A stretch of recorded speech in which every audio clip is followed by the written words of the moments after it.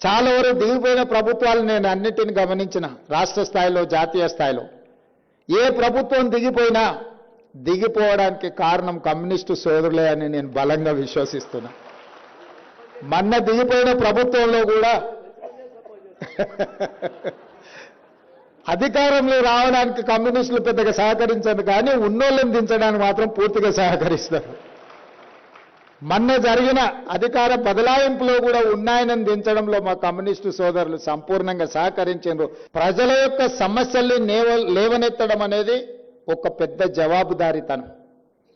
ఈ రోజున్న పరిస్థితుల్లో ప్రజల పక్షాన మాట్లాడే వాళ్ళు తగ్గిపోయినరు, పాలక పక్షంలోనే ఉండి పరిపాలన చేస్తామనే వాళ్ళు పెరిగిపోయినరు. దీనికి కారణం కమ్యూనిస్టు సిద్ధాంతం ఇంకా పెరగాలి, ఆలోచన విధానం పరిధి విస్తరించుకోవాలి. కమ్యూనిజం అంటే లైబ్రరీలో చదువుకునే పుస్తకం కాదు, పేద ప్రజల గుండెల్లో సమస్యల పట్ల కొట్లాడే వాళ్ళ పట్ల విశ్వాసం.